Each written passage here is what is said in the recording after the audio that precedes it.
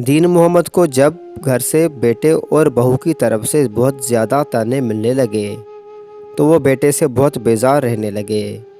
ان کی سوچ ان کو 30-35 برس پیچھے لے گئی۔ جب ان کا بیٹا سائم 2 سال کا تھا تو اس کی ماں دین محمد کی بیوی اللہ تعالیٰ کو پیاری ہو گئی۔ دین محمد نے اپنے بیٹے کو ماں اور باپ دونوں کا پیار دیا۔ جب تھوڑا بڑا ہوا تو بے جا ضد اور لاڈ پیار سے بگڑنے لگا۔ دین محمد اپنی قلیل آمدنی سے اس کی ہر ضد پوری کرتے۔ جب بیٹا پڑھ لکھ کر ایک پرائیویٹ ادارے میں اچھی ملازمت پر فائز ہو گیا تو دین محمد کو پوتوں پوتیوں کی یاد ستانے لگی اور اس کی شادی کی فکر ہونے لگی، کیونکہ دین محمد بیٹے کا کھانا پکاتا، اس کے کپڑے دھوتا اور استری کرتا۔ اب وہ چاہتا تھا کہ کوئی اس کے گھر والی بھی آ جائے تو اسے بھی کچھ سکون ملے۔ آخرکار ایک اچھی جگہ بیٹے کا رشتہ ہوا اور امبرین اس کی بہو بن کر آ گئی۔ شروع میں تو دین محمد کو کھانا ملا، لیکن بہو بولی میں اتنا کام نہیں کر سکتی، بابا آپ اپنا کھانا خود بنا لیا کرو۔ بابا نے بیٹے اور بہو کو دیکھا اور خاموشی سے سر جھکا لیا۔ اس کی آنکھ سے آنسو کے چند قطرے گرے، جو بیٹے اور بہو نے تو نہیں دیکھا، لیکن خالق کائنات کی عدالت میں وہ آنسو کے قطرے پیش ہو گئے۔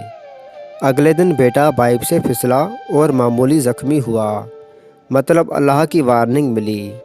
دین محمد پاگلوں کی طرح بیٹے کی خدمت کرتا، لیکن بیٹا جب باپ سے بات کرتا تو جھڑکیوں کی صورت میں، بیٹا بیوی سے بات کرتا تو انتہائی شیریں لہجے میں، لیکن باپ سے بات کرتے ہوئے لہجہ تلخ ہو جاتا۔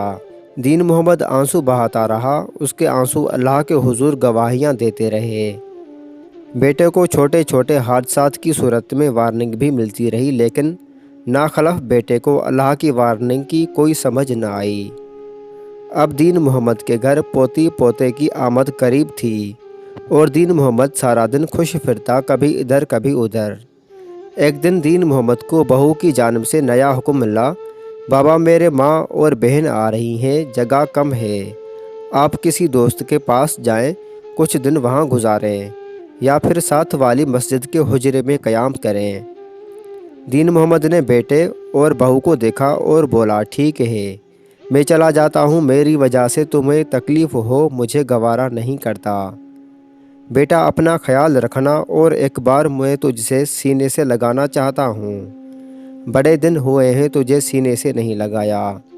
یہ کہتے ہوئے بیٹے کو سینے سے لگایا اور زاروں قطار رویا، لیکن پتھر دل بیٹے کی آنکھ خشک ہی رہی۔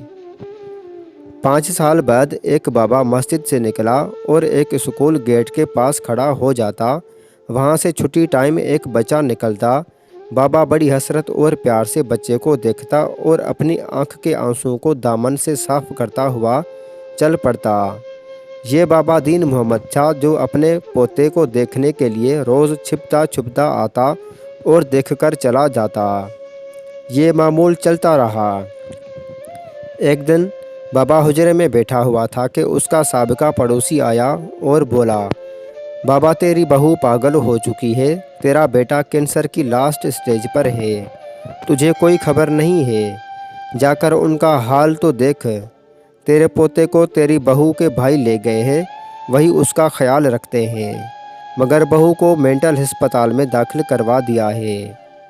بابا جب اپنے گھر پہنچا تو گھر کا دروازہ کھلا ہوا پایا۔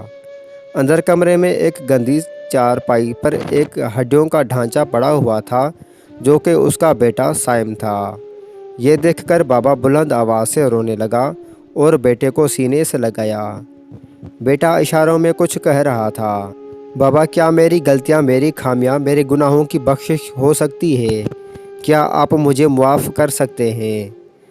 میں سو نہیں پاتا، میری جان جسم سے نکلتی ہی نہیں، سکون ختم ہو چکا ہے۔ بابا بولا، بچے میں نے تمہیں کبھی بد دعا نہیں دی، میں تجھ سے راضی ہوں، اللہ بھی تم پر رحم کرے گا۔ یہ سن کر بیٹے کو کچھ سکون محسوس ہوا اور بولا، بابا آپ مجھے کھانا بنا کر دیتے تھے، کیا آج مجھے آخری بار کھانا اپنے ہاتھوں سے بنا کر کھلا سکتے ہیں؟ دین محمد بازار گیا، کھانے کے لیے کچھ سامان لایا اور بیٹے کے لیے کھانا بنایا اور بیٹے کو کھلانے لگا۔ 2 لقمے ہی کھائے کہ اچانک کھانسی کا دورہ پڑا اور سانس نکلنے لگی۔ دین محمد کلمہ پڑھنے لگا، پھر آخری ہچکی لی۔ اس کے ساتھ ہی صائم کی روح پرواز کر گئی۔ دین محمد نے بیٹے کی آنکھیں بند کی اور اپنے ناتوان کندھوں پر جوان بیٹے کی لاش اٹھانے کی تیاری کرنے لگا۔ یہ دنیا فانی ہے، اپنے ماں باپ کی قدر کرو۔ کسی لڑکی سے بات کرتے ہوئے لہجہ بہت شیریں ہوتا ہے، لیکن ماں باپ سے بات کرتے ہوئے لہجہ تلخ کیوں؟